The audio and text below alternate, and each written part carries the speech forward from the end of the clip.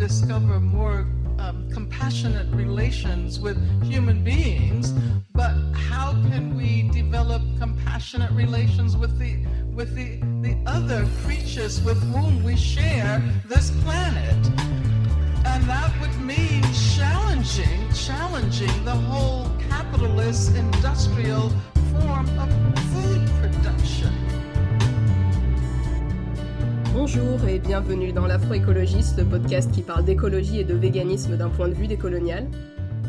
Aujourd'hui, afin de poursuivre notre série de portraits de véganes noirs, j'ai le plaisir d'accueillir Charlotte qui va nous expliquer son cheminement vers le véganisme et son point de vue sur la cause antispéciste. Bonjour Charlotte. Bonjour l'Afroécologiste. Bonjour. Pour commencer, je te laisse te présenter, savoir qui tu es, d'où tu viens, ce que tu fais dans la vie.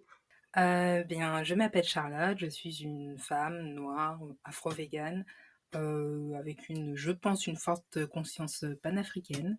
Je peux être identifiée comme ça, je pense, assez facilement. D'accord. Et depuis combien de temps es-tu végane ? Depuis environ 7 ans, un peu plus de 7 ans. 7 ans, c'est très long. Alors, comment tu es devenue végane à cette époque, en fait ? Ça se faisait quand même beaucoup moins qu'aujourd'hui. Comment je suis devenue végane, c'était à la base pour ma mère, parce qu'elle avait des problèmes d'eau, etc. Et puis, il y a une collègue qui m'a parlé des problèmes que pouvait causer le lait, la consommation de lait, de laitage. Et moi, je suis arrivée vers ma mère comme ça en lui disant si t'arrêtais le lait et tout ça pour régler les problèmes d'eau. Et en fait, c'est pas passé. Donc, je suis repartie. Je suis repartie travailler avec un peu plus qu'un oui-dire, clairement. Et là, ça va très, très, très vite. Hein. L'algorithme fait bien son travail, pour le coup.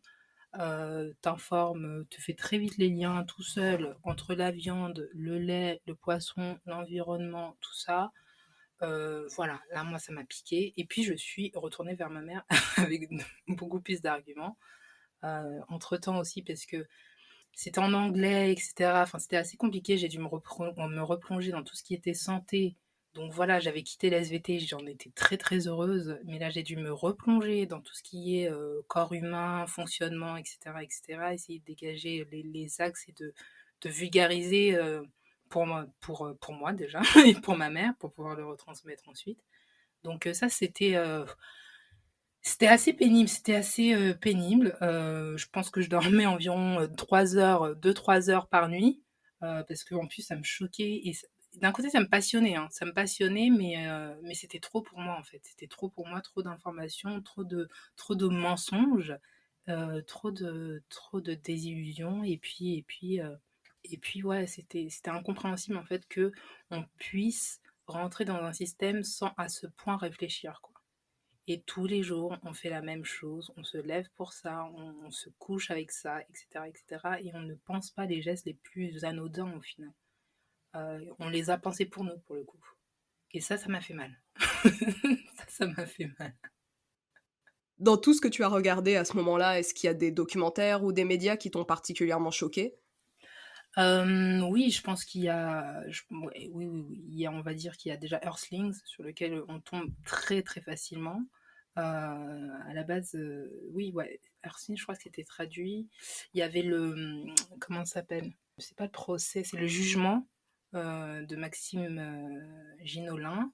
Il y avait 101 raisons to go vegan, qui est un speech très parlant.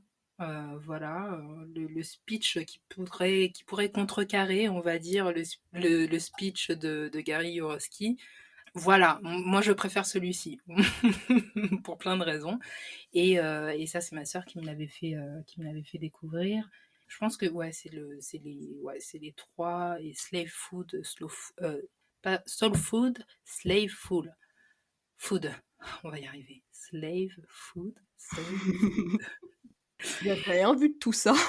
Tout le monde m'en parle et c'est les documentaires que tout le monde a vus et je les ai jamais vus. Moi, je suis arrivée directement par les textes obscurs. C'est vrai. Quel genre de texte obscur ?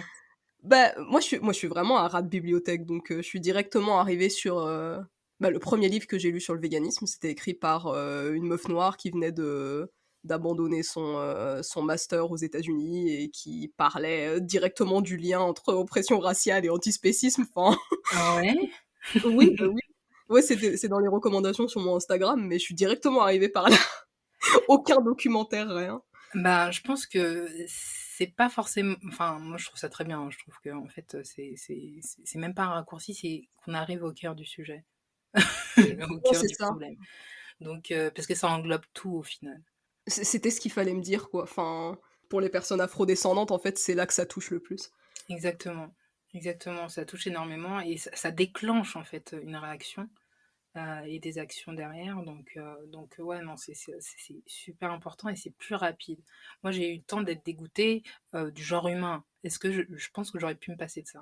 Parce que, parce que tu vois, tu as eu les lectures obscures. Eh ben, moi, je préfère plutôt que les moments obscurs où vraiment sortir de chez moi, c'était horrible en fait. C'était vraiment horrible. Tu passes, il y a une boucherie, il y a des gens qui sont en train de manger, tu vois tous les liens, tout ce que ça peut faire. Et tu as l'impression d'être dans un monde de zombies en fait. Franchement, c'est horrible, c'est vraiment horrible.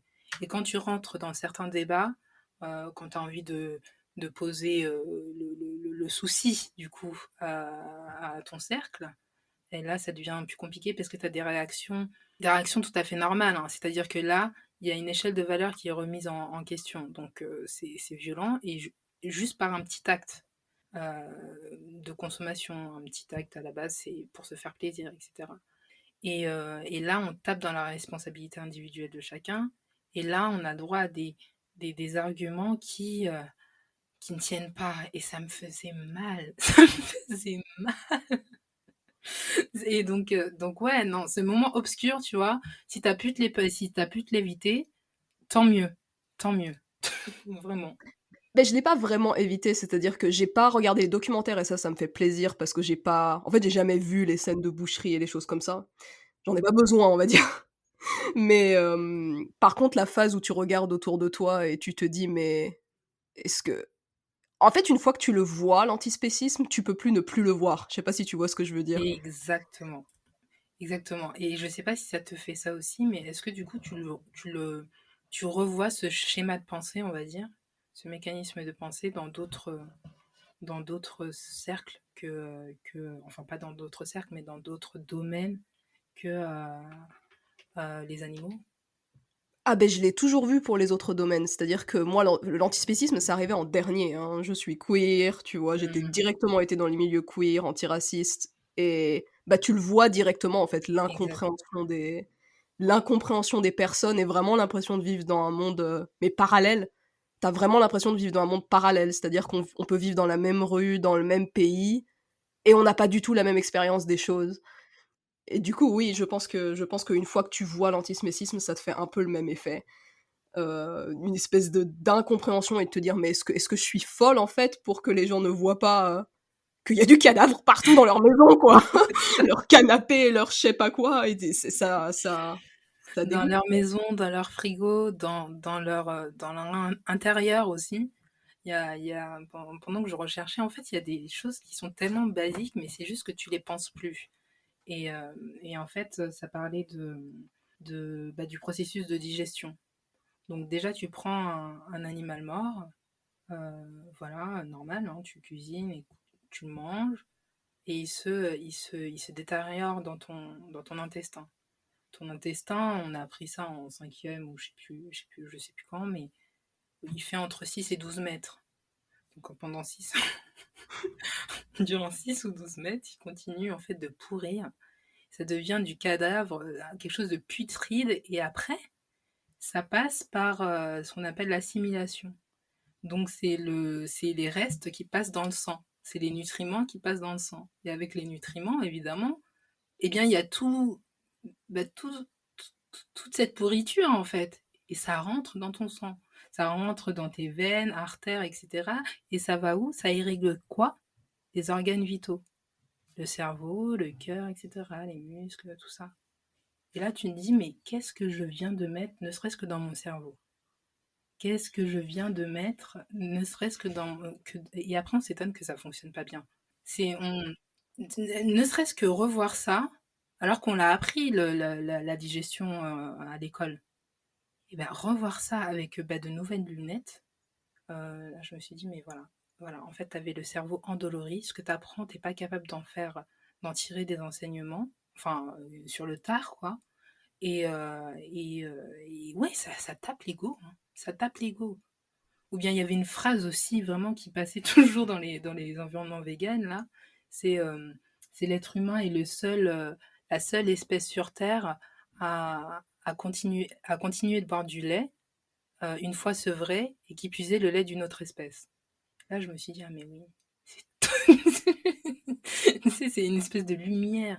Et là, quand tu ressors, ben, tu vois la personne qui va prendre son McFlurry. Voilà, moi j'adorais les McFlurry avec beaucoup de M&M's. Les M&M's, il y a du lait. McFlurry, ben, c'est une glace, donc il y a plein de lait. Je me dis, mais qu'est-ce que j'ai mis? Qu'est-ce que j'ai mis? Du lait maternel d'une vache? Est-ce que je suis un veau? Non. En plus, avec le lait maternel, euh, le pu, parce que bah, les mamelles sont irritées. Hein. Qu'est-ce qu'il y a d'autre? Enfin, plein de. Les hormones. Et après, on s'étonne mais c'est étrange, les formes des gens changent. Enfin, ça, c'est de l'observation, hein, les observations là, qu'on peut faire à table, quoi. Euh, les formes bah, changent chez les hommes et chez les enfants, chez les petites filles.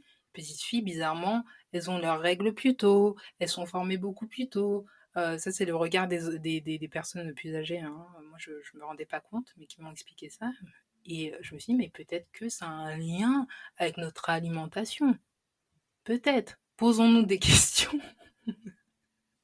Voilà, bon, après, je suis pas non plus en train de me dire que tout ce qui doit rentrer dans mon corps doit être pur et sain. Voilà, je vais pas partir sur un délire enfin pas sur un délire, hein, je crois que c'est identifié comme TCA, mais sur une orthorexie ou quelque chose comme ça. Mais voilà, là je me suis dit, là je suis bien au courant, c'est pas que c'est impur, c'est juste que c'est mort. Donc voilà. Et puis d'un point de vue, je sais pas si c'est spirituel ou voilà, mais mettre du mort dans soi, je suis pas sûre que ça me rende plus vivante. Donc, donc oui, non, non, il y a des non-sens en fait, et c'est moi qui suis acteur de ça. Chacun de nous, nous sommes acteurs de ça. Donc là où on a moyen, là on a le pouvoir, là on a la capacité de faire, faisons quoi, optimisons-nous. Je pense que voilà, c'est plus intelligent et c'est une manière de se préserver et de se sauver, quoi. Et puis l'idée aussi d'aller cuisiner pour quelqu'un, d'aller offrir à quelqu'un, bah, en fait, soit de la peau de bête, donc de la torture, enfin, quand tu le sais, parce que quand tu le sais pas, évidemment, il n'y a pas de souci, mais quand tu le sais, tu vas faire un gâteau et tu vas mettre un yaourt dedans, bon, voilà ce que tu offres à la personne que tu aimes. Donc informons-nous, comme ça on offre les meilleurs cadeaux aux gens. Voilà, aux gens qu'on aime. Tout à fait. Et alors là, on a abordé plein de questions, l'éthique, le corps, ce genre de choses. Est-ce qu'il y a des aspects du véganisme qui t'ont plus particulièrement touché ou est-ce que c'était un tout? Hum, je pense que c'était un tout, c'était surtout la corrélation avec, entre tous les points en fait. C'est-à-dire que tout est lié et, et ça, c'était trop pour moi. Ça vraiment, ça m'a vraiment touchée. Je me suis dit, mais en fait, il n'y a qu'à voir en fait l'industrie, par exemple, l'industrie de la viande qui est reliée avec l'industrie laitière, qui est reliée avec l'industrie des pots, etc., etc. Tout ça, c'est une industrie macabre. C'est vraiment l'industrie de la mort, l'industrie de la torture, qui se tiennent la main comme ça entre eux. Donc peu importe quel maillon je décide de renforcer, ça sert la chaîne en fait. Donc là, je me suis dit, ça c'était trop pour moi. Ça vraiment c'était trop. Je pense que c'est ce qui m'a fouetté. Et puis oui, mon ego a été touché. Mon ego a été touché parce que je me suis dit que c'était un peu à l'image, on va dire, à l'image de nos supermarchés. Il y a eu de plus en plus de plats préparés et là je me suis dit, de consommation de plats préparés. Et là, je me suis dit, ben, c'est pareil, en fait. Je prends des, des pensées préparées. Quelqu'un a pensé pour moi. C'est pas, c'est bourré de gras, c'est bourré de sucre, c'est pas des choses bonnes. Mais je l'achète, je cautionne, j'y vais. Et c'est censé me nourrir. Non, non, non, non. Si je repense, si je regarde un peu les ingrédients de tout ça, je me dis, mais non, en fait, il n'y a rien qui va. Il n'y a rien qui va. Donc après, oui, il faut faire ce travail d'essayer bah, de repenser les choses, de revoir les choses, de réévaluer les choses, de comprendre où sont nos intérêts, qu'est-ce qu'on sert, qu'est-ce qu'on défend. Parce qu'en fait, un système ne vit pas tout seul. Il n'y a aucun système qui vit tout seul. On peut parler d'une oligarchie, mais l'oligarchie, elle n'arrive pas comme ça. On leur donne une force. Donc moi, je me suis dit, mais je retiens mon euro. Voilà. D'accord. Et ouais, ouais. Et en 7 ans, du coup, tu as vu émerger à la fois le mouvement vegan, le mouvement afro-vegan. Est-ce que tu as vu des évolutions sur ce temps qui est quand même assez long?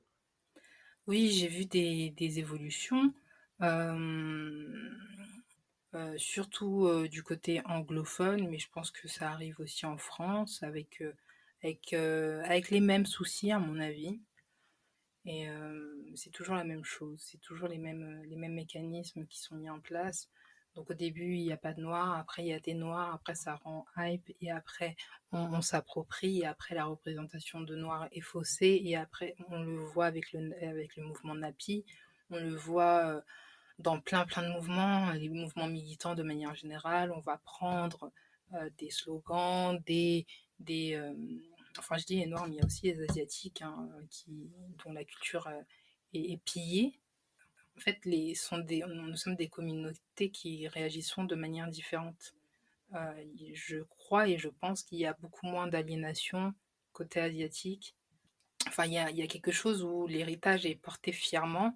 Et si tu veux manger coréen, même, enfin, en étant non coréen, mais tu vas t'orienter vers un coréen. Et ça sera plus authentique. Tandis que nous, il y a cette fuite, c'est-à-dire que tu es capable d'aller manger ton meilleur mafé ailleurs que chez une personne africaine, afro-caribéenne. Voilà, et puis ça ne te posera aucun souci d'aller donner ton argent là-bas. Donc, je parle à l'échelle de masse, hein. Mais voilà, il y a tout un travail de conscientisation qui, à mon sens, est nécessaire côté communauté noire. Sinon, bah, on va encore se faire déposséder de nos savoirs, de nos héritages, et voilà, et en plus de nos terres. Je pense que ça fait beaucoup. Et après, on deviendra des consommateurs zombies, et on ira mendier aux portes de ci, de ça, et puis on ira pleurer. C'est toujours la même chose, on ira pleurer parce que le nom a été changé, parce que finalement, enfin, parce qu'on n'est pas finalement présent, parce qu'on n'a pas pris possession en fait de nos héritages. Donc ça, c'est triste. Et en même temps, c'est quelque chose qu'on peut contrer parce qu'il y a vraiment pas mal de précédents en fait. Dans différents sujets, on est d'accord, mais c'est toujours les mêmes mécanismes qui se mettent en place. Et ben dans cette veine, du coup, dans plusieurs interviews, tu te définis comme afro-vegan. Et du coup, qu'est-ce que c'est l'afro-véganisme pour toi? Quelle est la différence entre véganisme et afro-véganisme? Et qu'est-ce que tu revendiques derrière ce terme? Alors, derrière, enfin, la différence entre afro-vegan et afro-véganisme et véganisme, c'est que le véganisme. Il y a une question qui revient souvent, c'est le véganisme est-il blanc? À mon sens, oui, voilà, il est blanc. Donc le véganisme est blanc, il n'y a pas de souci. Il y a l'afro-véganisme, il y a le Haïtal, il y a plein de choses. Voilà. Par contre, les valeurs peut-être qui peuvent passer à travers le véganisme blanc, elles ne sont pas blanches. Elles ne sont pas blanches. Ou pas que blanches, en tout cas, elles ne sont pas blanches. Donc voilà, et avec l'afro-véganisme, on arrive à quelque chose de beaucoup plus universel, beaucoup plus tourné vers nos héritages, vers tout ce qui est afro-caraïbe. Voilà, il y a une, comment dire, il y a de la conscientisation qui va au-delà de l'animal. Je pense qu'il y a enfin, en tout cas moi de mon côté, il y a quelque chose qui relève vraiment d'un système et qui serait peut-être une clé, enfin l'une des clés pour aller vers l'émancipation de nos communautés, l'indépendance, un peu d'empowerment, un peu d'empuissancement. Voilà, je pense que ça peut être vraiment une clé à utiliser.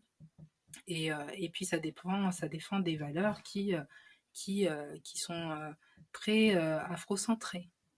Voilà. Et donc qui serviraient nos communautés. C'est plutôt pas mal. Et ouais, c'est plus. Parce que c'est pareil, c'est comme entre le véganisme et.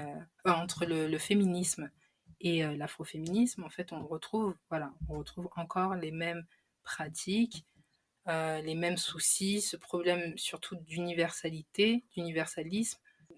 Voilà, cette façon de s'accaparer, de venir comme une solution, alors que le problème est occidental.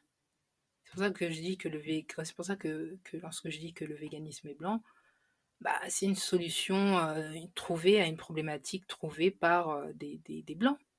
Voilà, et après ils sont allés puiser ici et là dans leur compassion, dans le fait de posséder des animaux et puis de se rendre compte que bah, c'était peut-être pas bien, d'aller puiser dans peut-être de l'empathie ou je sais pas, mais ils ont pu trouver le véganisme. Donc c'est très bien. Maintenant, je pense qu'il faut élargir le champ de conscience toujours et voilà, donc l'afro-véganisme y répond. Ils peuvent toujours updater leur mouvement.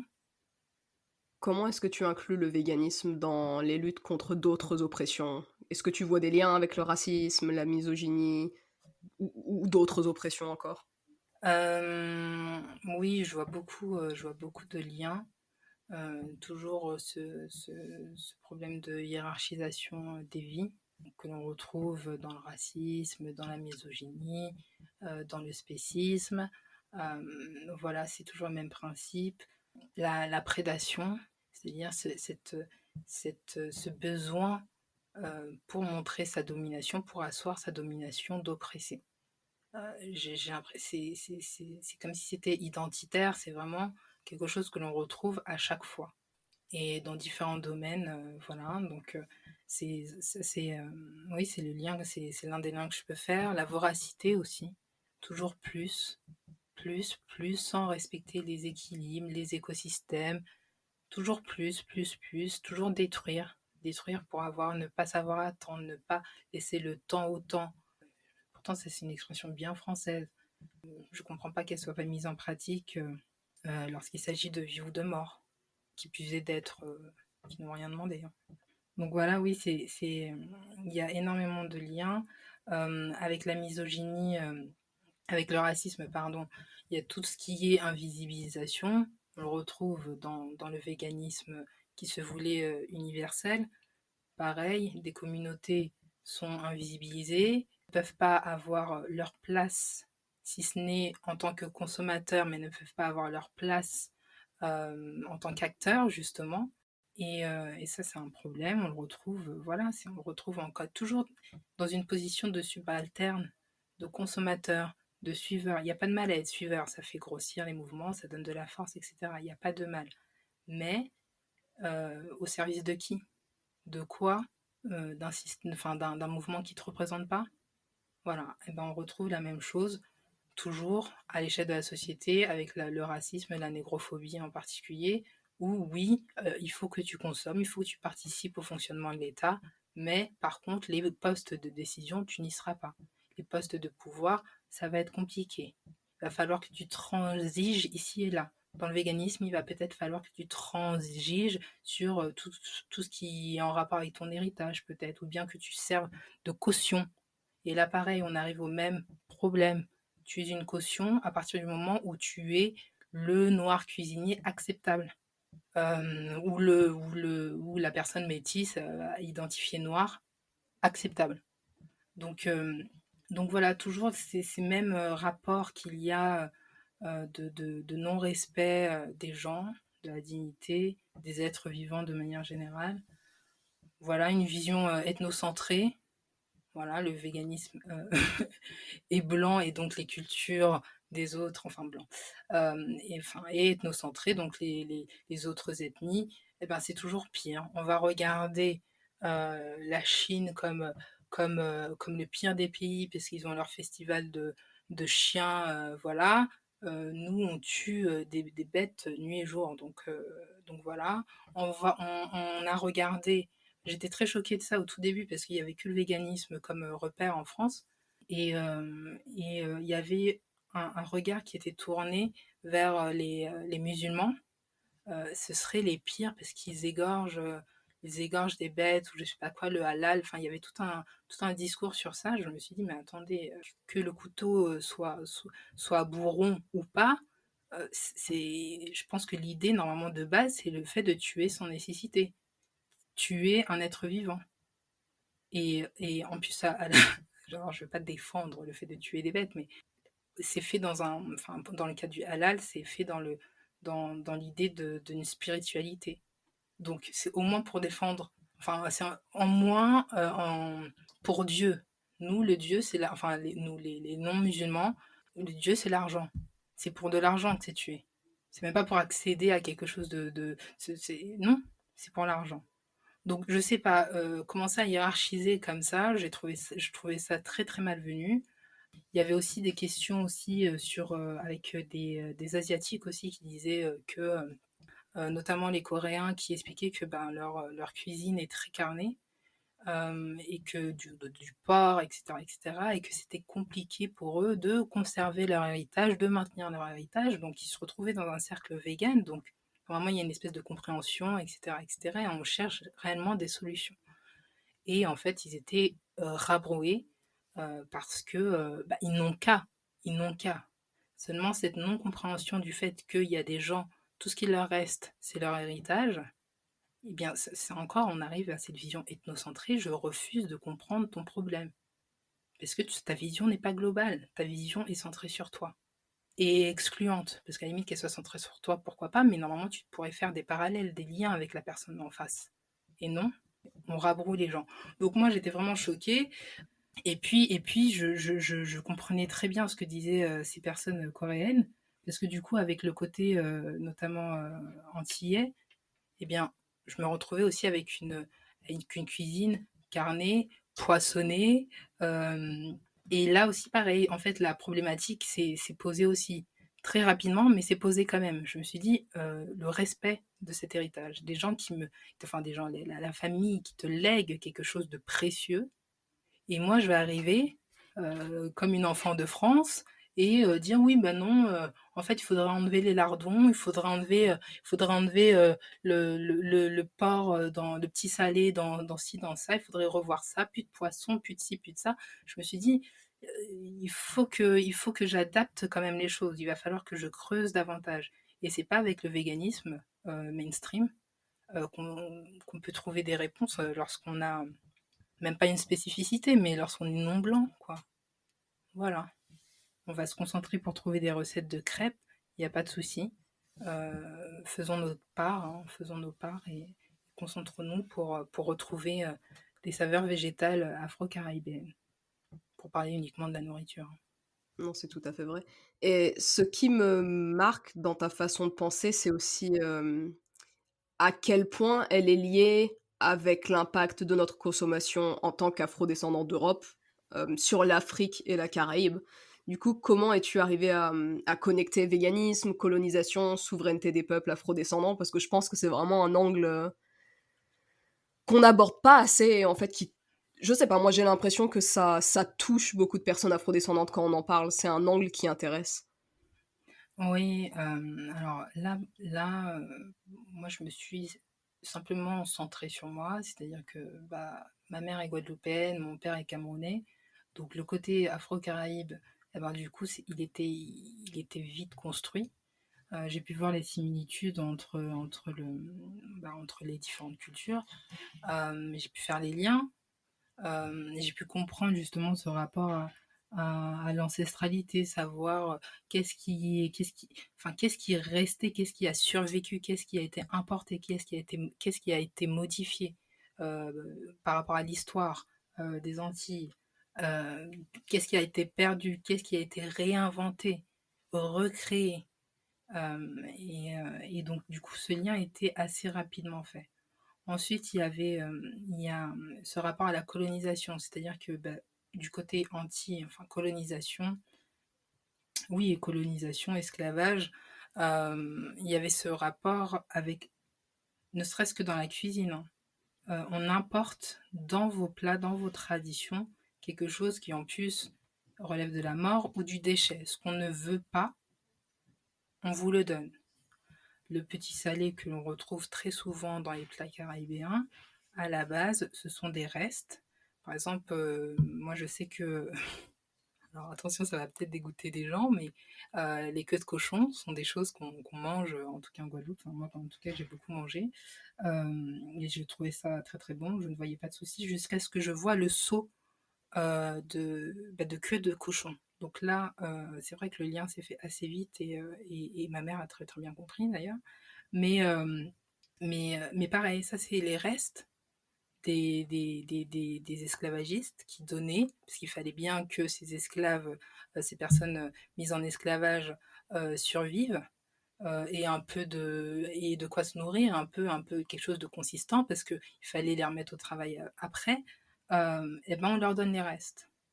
Et c'est pareil, enfin c'est pareil, c'est la même idée, le même schéma de pensée avec ce que l'Union européenne, la PAC, fait en Afrique en ce moment. Je trouve qu'il y a beaucoup, il y a une histoire qui se répète, il y a beaucoup de leçons à tirer d'enseignements de l'histoire des Antilles, parce qu'on voit réellement que les choses se répètent, mais cette fois-ci en Afrique, ou de nouveau en Afrique. Donc là, par exemple, sur l'idée de donner des restes, d'impulser, d'imposer ça dans la culture des gens, dans la culture culinaire des gens, dans le quotidien des gens, dans le corps des gens au final, et de créer ce besoin, eh bien on a ça avec le lait, on a ça avec enfin, le lait en poudre à l'huile de palme que nous ne pouvons pas consommer, mais qu'on envoie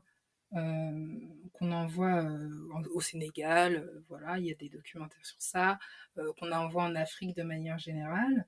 Nos restes de poulet, de viande de manière générale, mais de poulet congelé par exemple, qu'on envoie au Bénin par exemple, mais pas qu'au Bénin, ou qu'on envoie au Bénin et qui profite, d'ailleurs, c'est très intéressant parce que ça profite au gouvernement, enfin à l'économie béninoise, enfin à l'État, disons, parce que avec les importations, en fait, ça génère énormément de recettes pour l'État grâce aux douanes. Donc c'est terrible.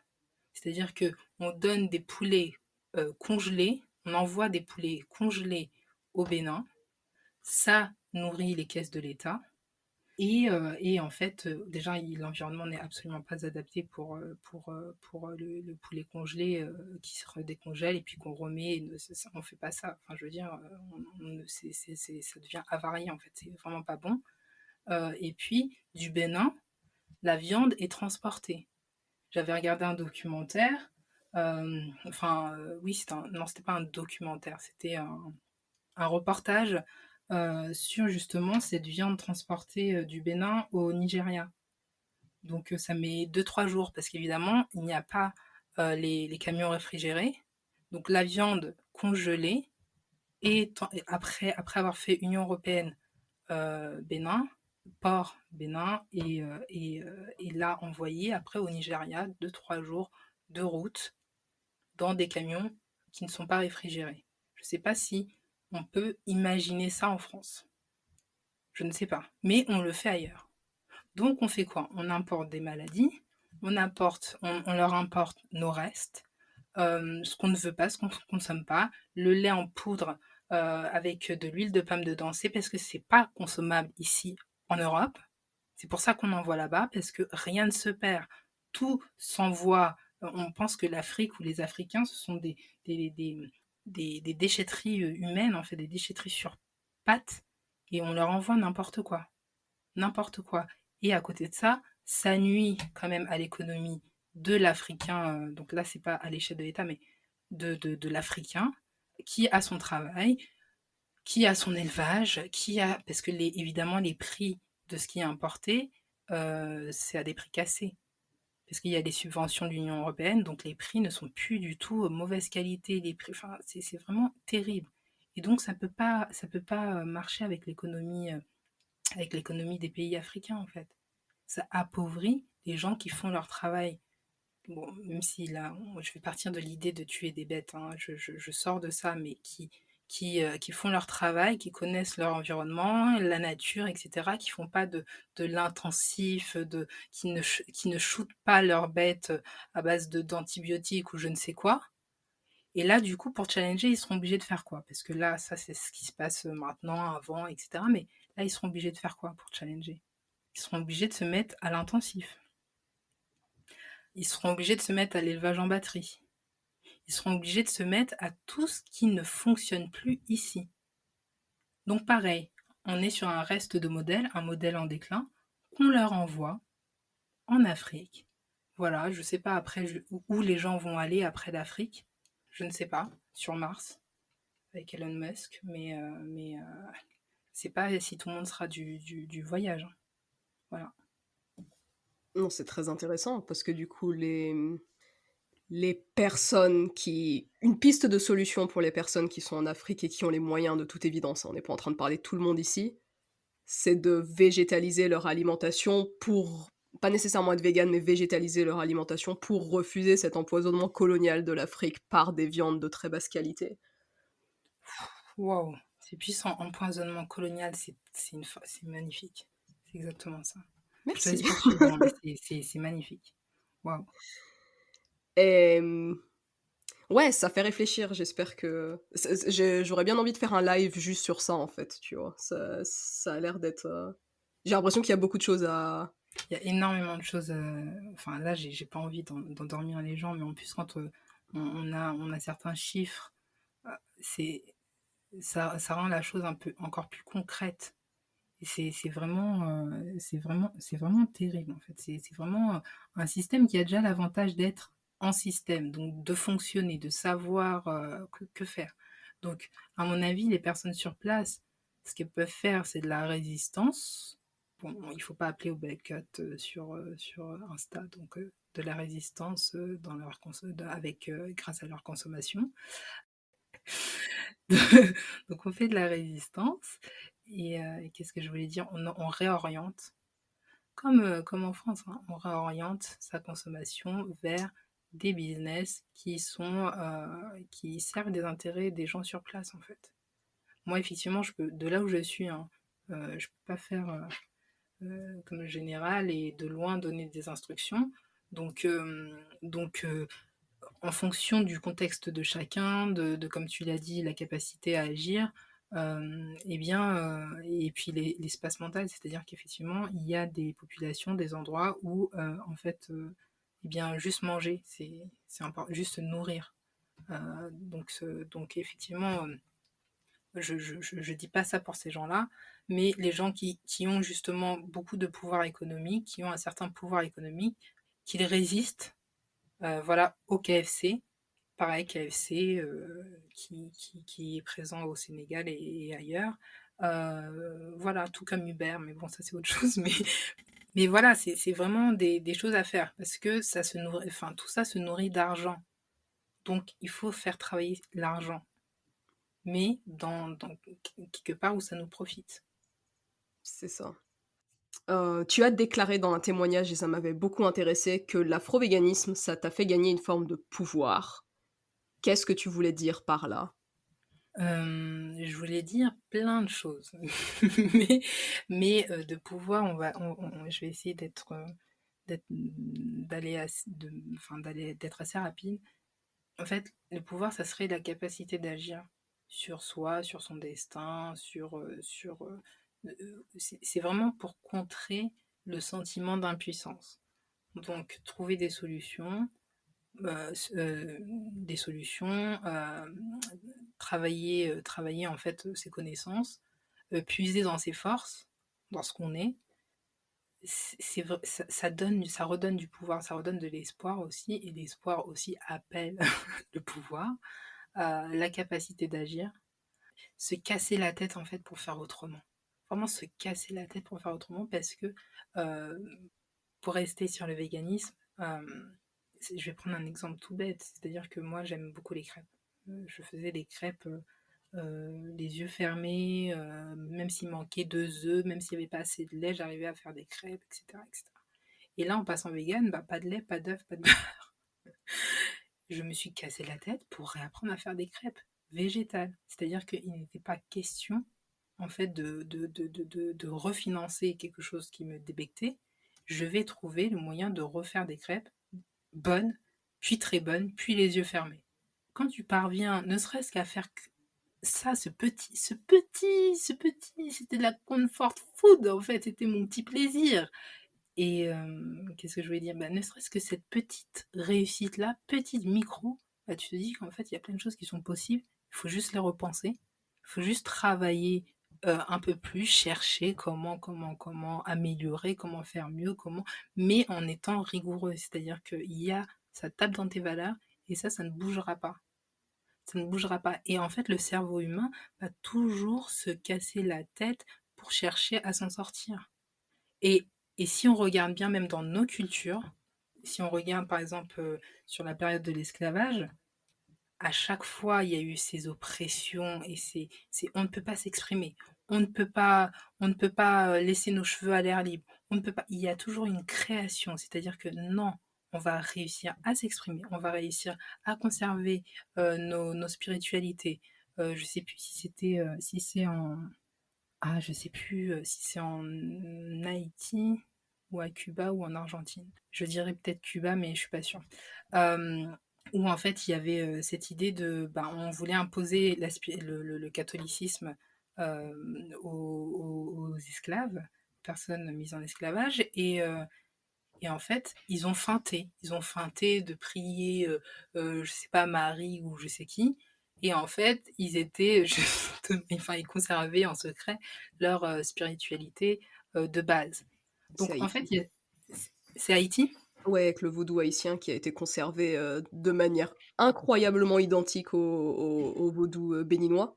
Mhm. Et donc, bon, ça existe un peu partout dans les Amériques, mais Haïti a Ouais. conservé sa religion d'une manière qui est quand même assez impressionnante, avec une espèce de surface de catholicisme. Donc, Asulifreda va être recyclé en la Vierge Marie, tu vois, t'as des vierges Voilà. noires. Voilà, Mhm. pardon, je t'ai coupé. Non mais merci parce que ouais je savais plus exactement, donc merci parce que je sais que ça allait me tarauder jusqu'à la fin hein, de l'interview. Donc, merci d'avoir levé ça. Euh, donc oui, en fait, il y a toujours eu voilà cette manière, lorsqu'il y a des choses qui sont fixes, vitales, importantes chez nous, eh bien, on a toujours su faire preuve de créativité et réinventer les choses. Pareil, on regarde, je retourne sur les plats, mais en retournant sur les plats, contrainte, on a des restes, on a quoi, des feuilles, des légumes, quelques légumes, racines, et on arrive à faire des plats absolument fantastiques avec plein de goût. Je veux dire, personne ne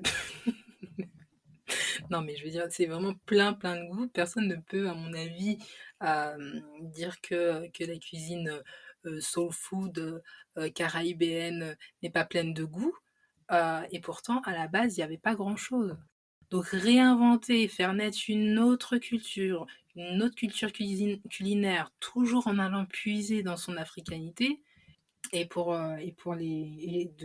aussi les populations qui ont été génocidées, arawak et amérindiennes. Euh, voilà, toujours aller chercher dans sa force ce qui t'a constitué. Et on réinvente, on rechallenge, malgré les oppressions, malgré les contraintes, malgré tout en fait.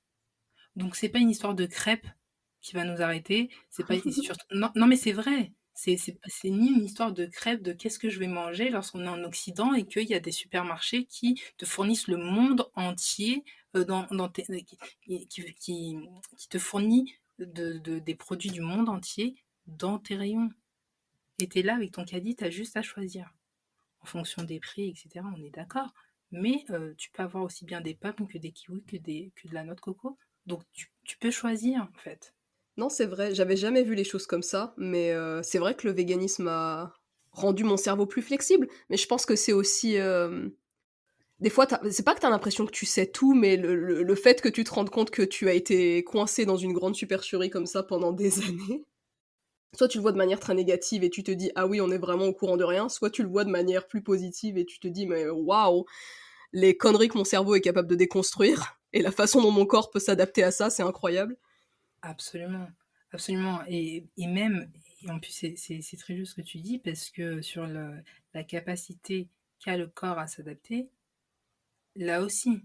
C'est juste que, du coup, parce que par exemple, on peut manger du caca. On peut le digérer, enfin, ça fonctionne. Mais, voilà. Mais tu es malade après. Tu peux mourir. Donc, en fait, notre corps va s'adapter, va fonctionner. Mais après, en fait, tu vas tomber malade. Bah là, c'est pareil aussi. C'est-à-dire qu'il y a des maladies, maintenant, c'est plus approuvé, qui sont reliées à la consommation carnée. C'est tout. Et en fait, ton corps, oui, il va supporter pendant des années, des années, des années. Puis en fait, tu, à 50 ans ou à 60 ans, il y aura cette histoire de cancer qui va arriver. Cette histoire d'AVC qui va arriver. Il va y avoir toutes les maladies là, dites occidentales, comment on dit, les maladies de civilisation, voilà. Ça rend ton corps faible, ça l'affaiblit. Je sais pas si le but de chacun ou l'espoir de chacun, c'est de... Enfin, moi, je sais que j'avais comme rêve secret, mais je me suis fait une raison, mais j'avais comme rêve secret de mourir dans mon sommeil. Voilà. Je suis une grosse lâche, donc je voulais... soit je meurs de rire, soit je meurs dans mon lit. Voilà. Euh, c'est pas que c'est une mort douce, mais j'imagine cette mort un peu... Mais dans la douleur, dans, est-ce que c'est très dur, le cancer, par exemple, c'est extrêmement dur. Quand ça se généralise, c'est extrêmement dur. On t'enlève des organes ici, on t'enlève. C'est d'une violence absolue. C'est vraiment très très dur, et pour soi, et pour son entourage. Donc, celles et ceux qui s'imaginent, c'est horrible, c'est pas pour faire culpabiliser, mais c'est vraiment une réalité. C'est une réalité. C'est vraiment très très dur. Et ça, la personne peut mourir et la personne peut aussi ne pas mourir. Et c'est très très bien. Moi, je suis très heureuse de ça. Mais tu as vécu pendant ce moment-là, ce moment où tu as cru que cette personne allait mourir et que c'était la fin et que tu la vois affaiblie et que tu la vois... Ça y est en fait. En fait, tu vas peut-être éventuellement perdre ton proche en fait. Et c'est très très très dur. Donc en fait, il faut essayer, et par la consommation, même si le lait, je sais que c'est une drogue, voilà, on sait. Mais il faut vraiment essayer de se désintoxiquer. Il y a plein de choses, hein. Il y a la cigarette, respirer dehors parce que l'air est pollué, etc. Mais il y a quelque chose qu'on fait 3 fois par jour, qu'on partage, qu'on répand, qu'on continue qu'on transmet aux gens qu'on aime, etc., etc. Si on pouvait un peu regarder de ce côté-là, et faire très très très attention, parce qu'on n'est pas du tout en train d'optimiser notre machine. Pas du tout. Les maladies de civilisation, c'est violent. C'est violent. Donc voilà, dites-vous que parfois, vous pouvez ne pas manger de caca. Et c'est très souvent, vous pouvez ne pas manger de caca. Donc vraiment. Moralité. Et tu es alors, je ne sais pas comment tu te définis, influenceuse, créatrice de contenu, instagrammeuse, je sais pas, mais tu as un compte Instagram en tout cas. Oui. Heu, Quand est-ce que tu as décidé de faire ça et pourquoi? Alors c'est parce que j'avais beaucoup parlé à mon microcosme, comme j'aime le dire, mon microcosme chéri. Et puis le tour était, c'est pas que le tour était fait, mais un peu quand même. Ensuite, j'avais besoin de parler, enfin, de voir si les Noirs pouvaient, enfin les Noirs que je ne connais pas, vraiment où il y a pas de lien particulier, pouvaient capter l'afrovéganisme. Voilà, s'il pouvait y avoir des liens. Alors, je sais que oui, bien sûr, mais je me suis dit, est-ce que je peux communiquer sur ça? Et donc j'ai essayé au début avec des mèmes, etc., avec des petites choses comme ça. C'était assez intéressant parce qu'il y avait des réactions pertinentes. Il y avait des gens qui étaient déjà afro-véganes. Il y a pas mal de... Et c'est là que je me suis dit, mais en fait, vous étiez où pendant tout ce temps? Je ne vous voyais... On s'était pas vus, nous nous sommes loupés. Et donc, c'est plutôt pas mal.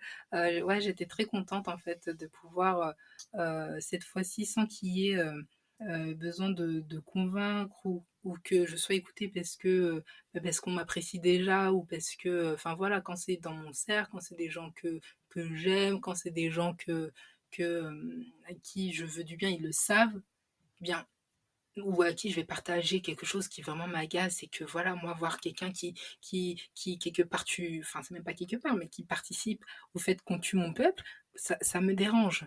Donc, il y a ce côté-là où c'est des réactions, c'est des relations interpersonnelles. Donc, il y a plein de leviers sur lesquels qu'on peut actionner. Mais euh, sur Instagram, c'est différent. Et je me suis dit, ah, mais on peut se toucher mutuellement parce qu'il y a des arguments très intéressants de certaines personnes par rapport à leur vécu, par rapport à leur vie. Pas mal d'échanges aussi. Et puis très vite, d'ailleurs, c'est assez marrant, très vite, on tombe sur les... Enfin, on tombe, on discute de choses qui concernent les communautés noires au-delà du véganisme. Très vite, les liens sont faits, que ce soit en termes de culture, en termes de négrophobie, en termes d'aliénation, d'émancipation communautaire, de colorisme évidemment, de vraiment tout ce qui concerne en fait nos communautés, d'entrepreneuriat aussi, d'invisibilisation, de représentation. C'est vraiment très très intéressant comme les liens sont faits en fait. C'est-à-dire que je me dis vraiment que c'est vraiment une clé vraiment très très intéressante. C'est une éprouvette de la société, de nos communautés. Et, euh, et pour pouvoir agir, c'est très bien en fait d'avoir des réactions, des, du soutien aussi, d'avoir une occasion comme celle-ci de pouvoir discuter, partager. Voilà, c'est vraiment... ouais, Instagram, vraiment, au début, c'était comme ça. Et puis aussi parce que j'avais passé une très, très, très, très sale période et je me suis dit, je vais me concentrer sur les choses que j'aime, où je sais que... Enfin, les choses que j'aime et que, bon, bah, il y a une certaine... on va dire une certaine... Voilà, il y a pas mal d'enseignements qui ont été tirés depuis toutes ces années, quoi. Il y a des choses à dire. Mhm. Et moi, ce qui m'a marqué avec ton Instagram, c'est que, bon, ça fait un mois que je suis sur Instagram, donc je vais pas commencer à faire beaucoup de généralités, mais ce qui m'a marqué directement, en tout cas dans le Instagram afro-vegan francophone, c'est Mhm, qu'il y a majoritairement des chefs, et c'est très bien, moi j'aime bien la bouffe, mhm. mais ton approche à toi, elle est un peu différente. J'ai l'impression que tu essayes de parler de véganisme à travers un prisme racial, peut-être un peu plus théorique. Et du coup, comment est-ce que tu adaptes ta communication à un public noir? Est-ce que ça marche? Alors, je pense que Instagram, c'est quand même un réseau particulier, même si ça a évolué avec la création des carousels, donc le fait de mettre plusieurs posts, slides dans un post. Moi, je suis pas graphiste, je suis, je suis pas tout ça. Donc, Instagram, c'est vraiment le réseau visuel. euh, ce petit côté très marketé, très, très hype, et très agréable à regarder, hein. Ça, moi, j'ai pas de souci, parce que bon, je pratiquais pas Instagram, j'étais une grosse consommatrice d'Instagram, donc vraiment, j'étais la fille qui parle pas, mais qui like, et, ou qui sauvegardait, ou bien ce genre de choses. Et, du coup, oui, c'est compliqué. Moi, je tâtonne parce que en fait, je me dis ce que j'ai à dire, il va falloir vraiment que je le segmente. Parce que si j'arrive tout de suite à la colonisation ou la capacité à, ou, ou à questionner l'instinct de survie juste parce que en fait je dis qu'à la base il faut je préconise de ne pas consommer de, de produits d'origine animale, bah, en fait le lien est difficile à faire. Le lien est difficile à faire, il y a plein plein plein d'étapes Moi-même, j'ai passé plein d'étapes. Je ne suis pas arrivée dans l'immédiat de Earthlings à l'Afrique. C'est pas possible. Après, il y a aussi les enjeux et les intérêts de la communauté qui, à mon avis, sont multiples. Pour ne pas dire flous, mais sont multiples. Euh, donc c'est pour ça que je me dis, bon, panafricain, on sait à peu près voilà, vers où ça va, qu'est-ce que ça veut dire. Parce que sinon, je ne suis pas une fan des étiquettes, mais ça permet de reconnaître, quoi. Ça permet de différencier une bouteille de coca et une bouteille de jus d'orange. Donc c'est important, je le sais. Mais j'ai pas envie que ça soit calfeutré. Et donc le panafricanisme, pour moi, ça réunit vraiment toutes les problématiques. Ça inclut le féminisme, ça inclut voilà, la condition de la femme, ça inclut énormément de choses, dont l'émancipation, dont l'indépendance et la liberté. Donc du coup, et la souveraineté. Donc du coup, c'est vraiment... je pense que les gens peuvent se retrouver. Maintenant, ils vont questionner pour savoir, mais quel est le lien? Pourquoi? Comment?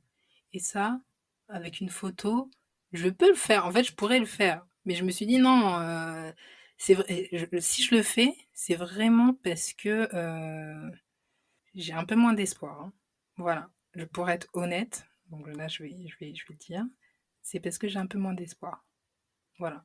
Je me dis qu'il y a plein de contenus pour apprendre à faire, oui, pour apprendre à faire le côté pratique, etc.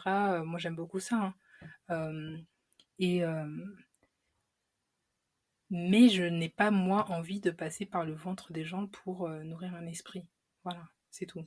Mais, il se peut que je le fasse, hein. Il se peut que je le fasse. On verra. J'arrive, on va être deux dans la théorie, attends. J'évite les contenus trop politiques quand je fais le podcast pour laisser les gens dire ce qu'ils veulent, mais j'arrive. L'espoir, c'est très lourd en fait ce dont on parle depuis le début. Alors, le postcolonialisme, le fait de perdre espoir, le fait que c'est difficile de communiquer sur ça, comment est-ce que tu prends soin de toi en tant que femme noire, activiste afro-végane? Bah, je me recentre. Je pense que c'est pas très compliqué, vu que j'ai des grosses tendances introverties. Donc du coup, je récupère de l'énergie, de l'espoir, de tout ça en me renfermant, clairement en fait. Et là, les introvertis le savent, il y a tout un monde imaginaire qui se passe dans leur tête, etc. C'est génial. C'est génial, tout est possible, tout est magnifique.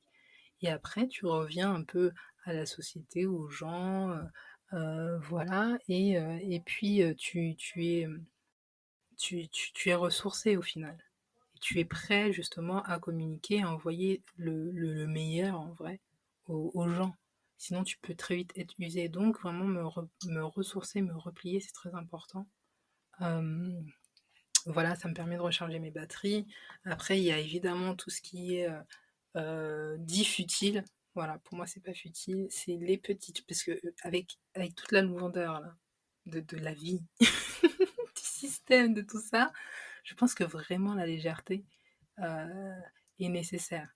Et la légèreté, tu peux trouver ça dans l'art, tu peux trouver ça dans, dans la beauté, dans la contemplation, tu peux trouver ça dans la coquetterie, euh, voilà, dans des choses hum, très subtils, mais moi qui servent à mon équilibre en fait.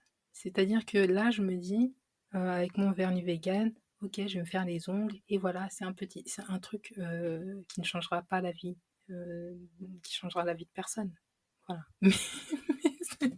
Mais ça me fait plaisir de faire ça. Faire mes cheveux avec le gel de Nkui, par exemple, de Femme Lamou, et ben ça me fait plaisir. Je me dis, oh, mais c'est génial ce produit, c'est magnifique, mais tu te rends compte, elle est guadeloupéenne et martiniquaise, si je me trompe pas, et elle fait du gel de Nkui, qui est une plante camerounaise. Donc là, je m'étais dit, ah, c'est limite un produit pour moi. Bon, c'est pas vrai, c'est pas que pour moi, mais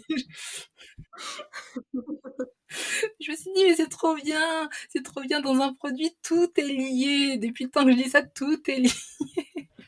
Et là, pareil, tu démêles tes cheveux, ça te fait plaisir, surtout que, bah, avec le confinement et les soucis, que j'ai eus là pendant, plus d'1 an et demi, eh bien, c'est une bouffée de respiration, en fait. Et puis tu vois ton cheveu reprendre de la forme du peps et en fait, oui, tu as l'impression de te faire enfin, tu te fais du bien et tu le vois, en fait, parce que c'est ça qui est rigolo, c'est que tu le vois tout de suite sur tes cheveux. Donc il y a ce côté toujours efficace. Là, ça te fait plaisir. Tu arrives à ce petit moment de satisfaction tout de suite après. Enfin, ouais, tout de suite après, parce que même, ouais. Et donc oui, pareil, ça, c'est des petits gestes, c'est des petites choses, c'est l'amour, c'est l'amitié, les discussions à cœur nu. Ouais, c'est les moments partagés, ça c'est très très important. Parler pendant des heures, discuter pendant des heures, confronter, enfin confronter entre guillemets, oui, confronter, on va dire, nos analyses, nos points de vue, savoir qu'on est capable d'arriver au même, quasiment au même, à la même idée, mais en fait, ton chemin de pensée aura été différent. Et moi, enfin, moi je trouve ça magique en fait de réussir à rejoindre quelqu'un sur une idée, enfin, ouais, une idée ou un idéal. Et alors que, bah, par exemple, une personne centrée, bah, elle aura puisé dans son vécu, tout sera à partir de son point de vue, mais on va se rencontrer. Ça, je trouve ça magique à chaque fois. Je trouve ça vraiment magique. Ça embaume mon cœur. C'est vrai. Ça embaume mon cœur et ça redonne de la force et de l'espoir. Donc voilà, après, on est d'accord que parce que juste la consommation de mon petit cercle ou de moi-même, ça ne changera pas. Ce que je veux, vraiment, c'est que ça pèse économiquement. Il faut que ça pèse. Parce qu'il faut que ça puisse agir comme un contre-pouvoir. C'est-à-dire que là, il y a beaucoup plus euh, que la santé de sa propre santé. Il y a beaucoup plus que ça. Il y a des enjeux de survie communautaire, de survie. C'est Voilà. vrai. Cependant, il a l'air génial ce produit pour les cheveux, je vais essayer. Mes cheveux, ils sont trop tristes en ce moment là, je sais pas ce qui se passe avec la quarantaine, mais ils font la gueule. Bah, franchement, je te le recommande parce que non, non, moi j'ai passé vraiment une sale période. Donc mes cheveux, ça s'est vraiment ressenti. Mais vraiment, vraiment, je me suis dit, mais il n'y a plus de vie là. Il y a quasiment plus de vie en fait. Et là, ça a boosté. J'ai retrouvé les ressorts. Non, non, non, j'étais très, très contente. Je pense. Non, mais ouais, c'est vraiment. Bah, je t'enverrai le lien. Très bien, merci. Et en parlant de cette crème pour cheveux qui est donc caribéenne, africaine, comment est-ce que Mm. toi tu as, concilié ton héritage africain-caribéen avec le véganisme? Et est-ce que c'est ou alors n'a pas réussi, je ne sais pas. Et est-ce que c'est une problématique qui a été difficile pour toi? Bah, je pense que c'est concilié. Ça n'a pas été très compliqué parce que en fait, j'estime que ça doit vivre en moi en fait. Donc, puisque sinon, ça meurt et c'est fini. Si moi je n'apprends pas, je vais pas tirer les informations du père, de la mère, de la grand-mère, de la tante, de la cousine, de ci, de ça, bah ce sera fini, ce sera fini. Donc, et quand je dis moi, mais c'est chacun de nous, notre génération, c'est-à-dire que là, on est hors sol. Donc il y a des traditions, il y a des choses qui sont ancrées par rapport à un environnement, un savoir, etc., etc. Et ça va se perdre. Ça va se perdre. Et on va nous réapprendre à, je sais pas, cuisiner, prier, se soigner, etc., etc. Donc, alors que, bon, moi, je sais pas, moi, j'ai vu ma grand-mère, dès que j'avais mal au ventre ou mal à la tête, hop, elle allait dans le jardin, hop, elle me donnait ci, ça. Donc, c'est un savoir. Parce que sinon, il faudra dépendre des entreprises pharmaceutiques. Et ça, voilà, c'est pas forcément Zeb à pic qu'on va nous donner. Ça sera des vaccins. Et là, pareil, on le voit. On crée des maladies, on les envoie là-bas, puis on crée des solutions. Enfin voilà, quoi, la thèse, l'antithèse, tout, tout, tout, tout. Et on n'est pas producteur, juste on prend. Ouais, donc c'est trop dur. Donc oui, pardon, pour revenir au côté Antilles et Caraïbes, oui, bon, bah ça vit et j'ai envie de continuer de faire vivre ça en moi pour pouvoir transmettre, parce que sinon je ne serais pas en mesure de transmettre.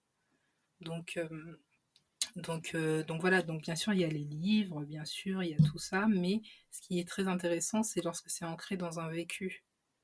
C'est pourquoi, c'est l'histoire de la famille, c'est même au-delà de la culture, c'est vraiment l'histoire de la famille aussi. Parce que tout s'explique. Ça permet vraiment de donner du sens.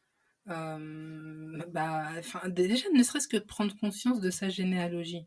J'ai l'impression que dans nos communautés, en tout cas en France, il n'y a pas cette notion-là.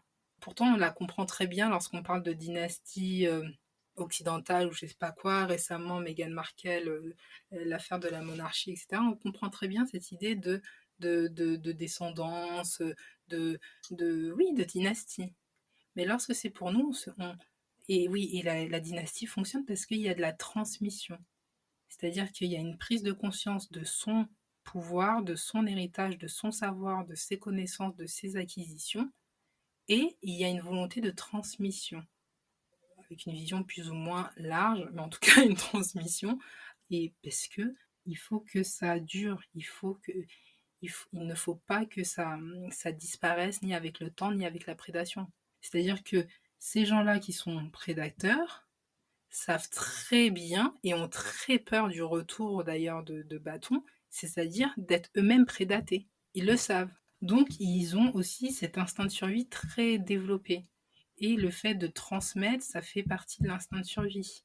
C'est-à-dire que tu connais tes forces, tu sais ce que tu as, tu sais ce que tu possèdes, tu sais ce que tu as allé arracher, voler, piller, ou bien ce que la nature t'a donné. Et tu sais le faire croître, tu sais le faire... vraiment, tu sais en bénéficier et en faire bénéficier ta descendance. Et ça, c'est de l'instinct de survie. C'est des gens qui ne veulent pas disparaître. Mais si on est dans la fuite de soi, on ne se rend pas compte que ce qu'on est ou ce qu'il y a chez nous est précieux.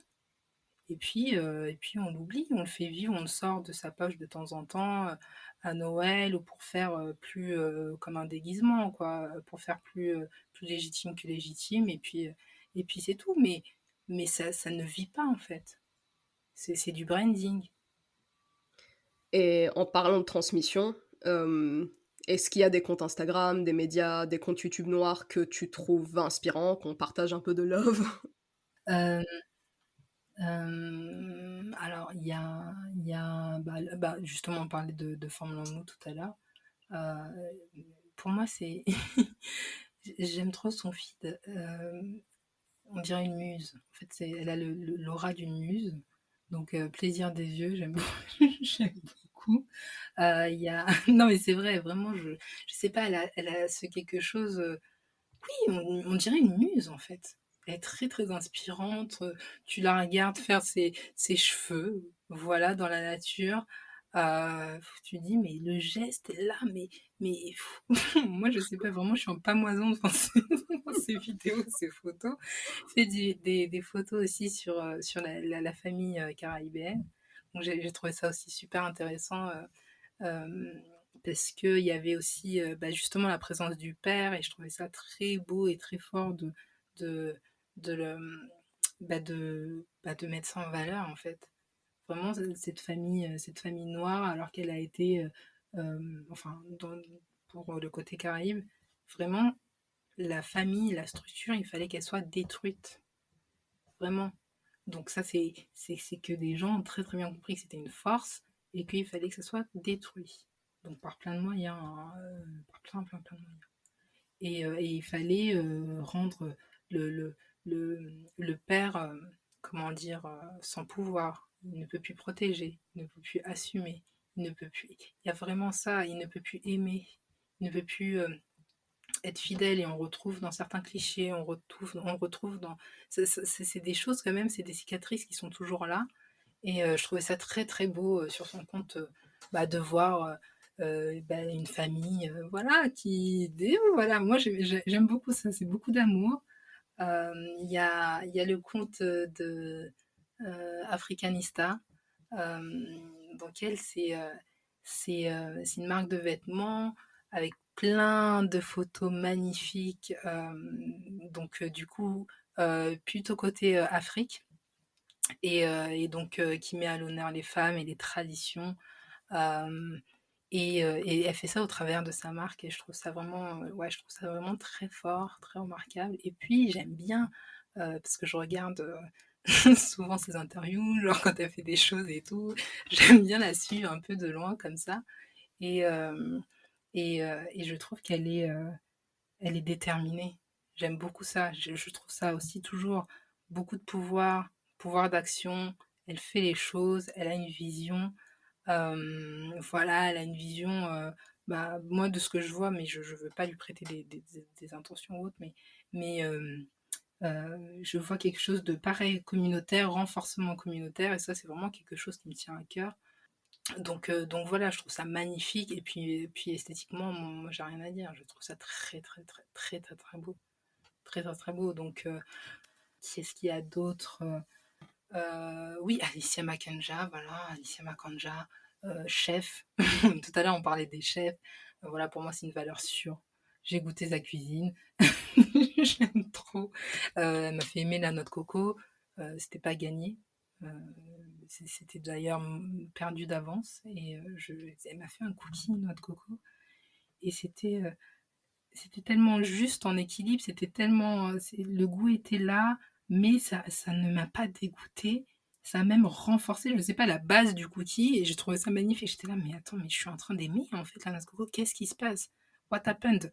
Je ne savais pas vraiment. J'ai trouvé ça mais délicieux.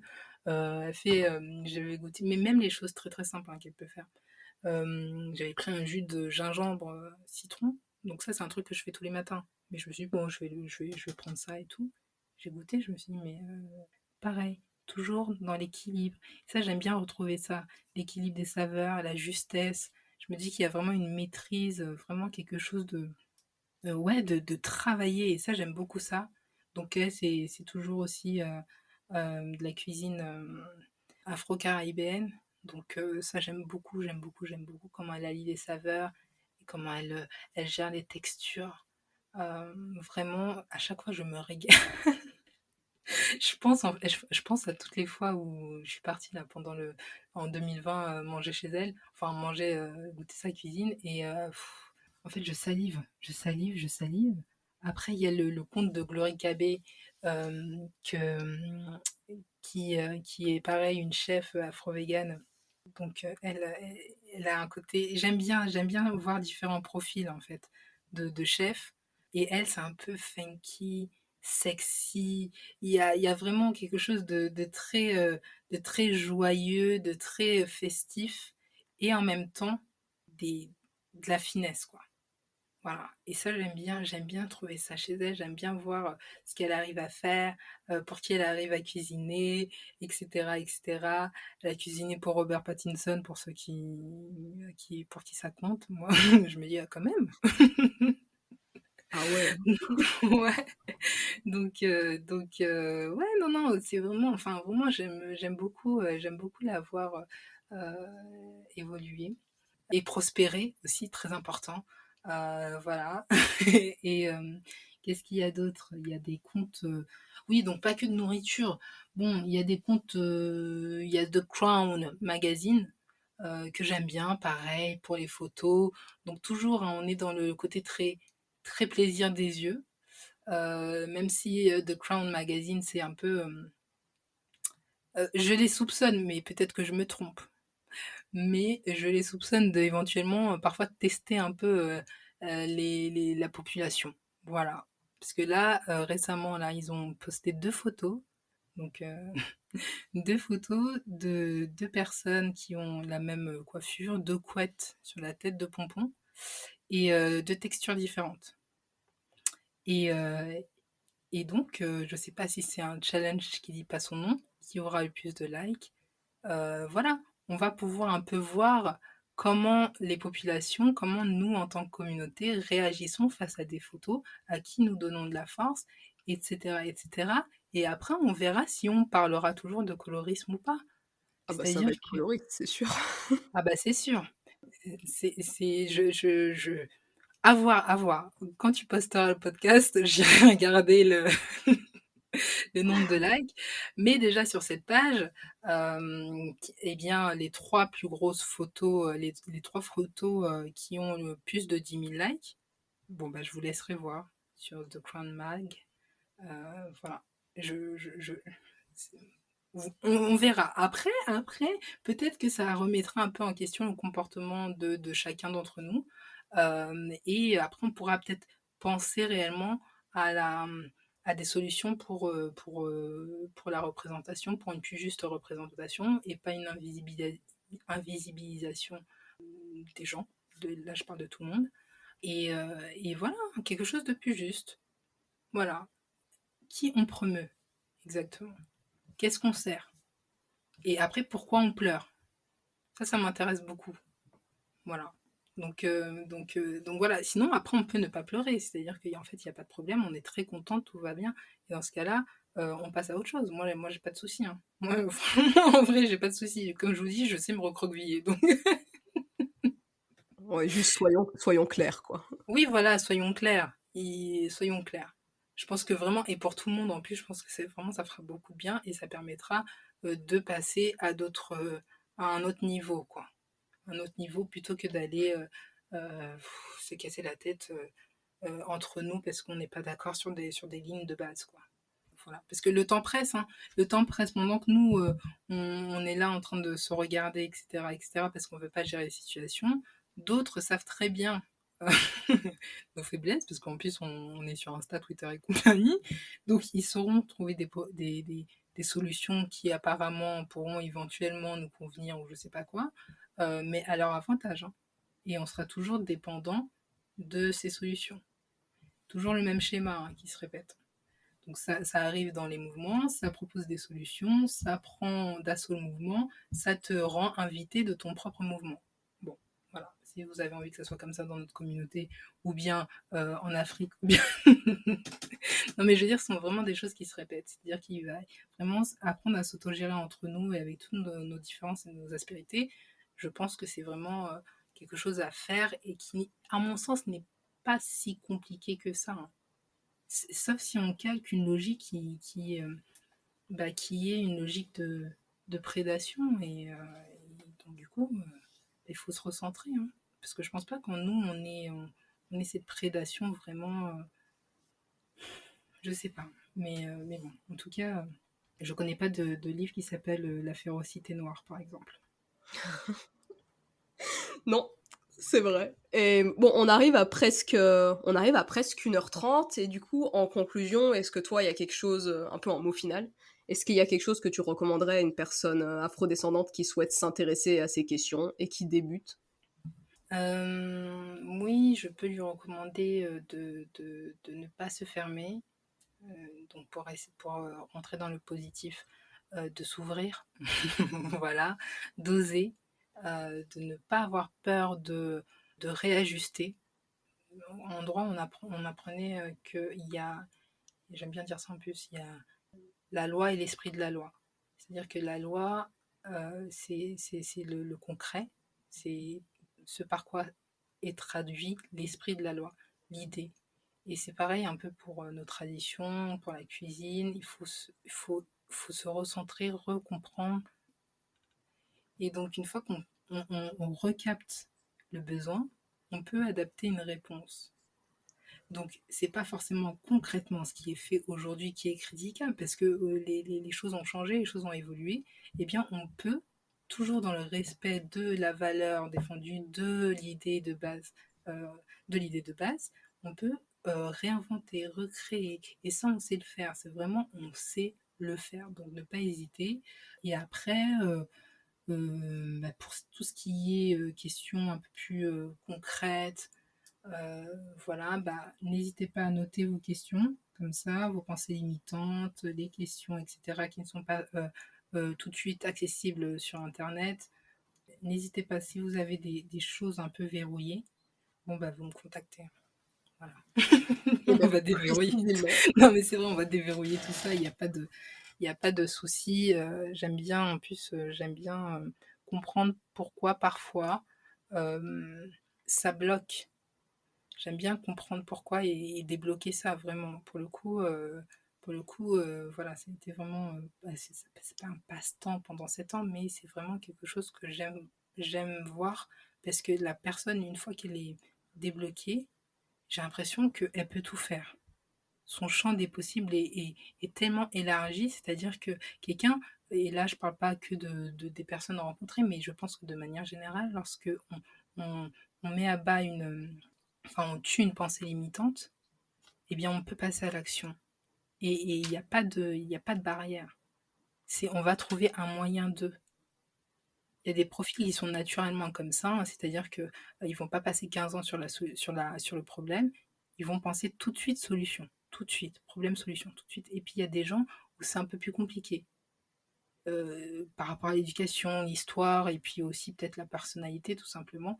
Ils vont justement s'apesantir sur le problème, qui est lourd, qui est grave. Mais en fait, il y a tellement de choses. Je dis pas que moi je sais tout solutionner, je dis pas que voilà, mais il y a tellement, en tout cas en travaillant et en cherchant, il y a moyen de solutionner, d'apporter quelque chose qui serait réconfortant ou quelque chose qui amoindrirait la douleur. Donc il y a moyen de faire quelque chose en fait. Donc vraiment, ouais, ne pas hésiter ouais, ne pas hésiter à me contacter. Moi, j'aime bien discuter. Bon, je suis un peu en retard sur les réponses, mais c'est parce que aussi ça discute beaucoup. Voilà. Alors, comment est-ce que les auditoristes te contactent? Est-ce que tu souhaites partager un Facebook, des Instagram, site web? Je sais pas, quels sont tes médias? Eh bien, on peut me contacter sur Plantank, donc P-L-A-N-T comme plante, plant, et tank, ank comme la clé, A-N-K-H. Je viens de Donc, comprendre. Je viens de remarquer.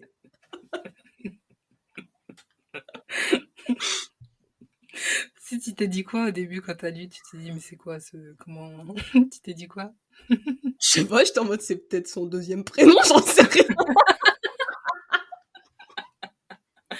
Oh mince!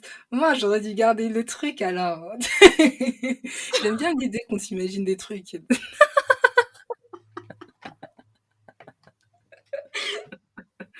Ah mince! Bon, et ben le deuxième en tout cas qui est beaucoup plus clair, je pense. Afro V News, donc Afro V et News. Voilà, comme les news de l'info. Voilà. Donc merci beaucoup, merci beaucoup l'afroécologiste pour cette conversation partagée. Merci pour tout ton travail. J'espère qu'on aura l'occasion de rediscuter à nouveau. C'était vraiment passionnant, challengeant. Voilà, et j'espère à vous, les auditeurs, que ça vous aura plu que ça aura tapé un petit peu dans votre ego pour passer à l'action. Voilà, merci. Mais merci à toi d'avoir accepté cette invitation pour parler de véganisme et merci d'avoir amené toutes les questions post-coloniales qui n'étaient pas encore arrivées dans le podcast. Moi je trouve ça super intéressant, c'est vraiment ma tasse de thé. Donc vous trouverez en barre d'infos de quoi suivre Charlotte sur les réseaux sociaux. Allez voir ses comptes et si vous avez aimé cette conversation, n'hésitez pas à vous abonner, à aimer la vidéo, à la partager, à activer la petite cloche et je vous dis à bientôt pour un nouveau podcast.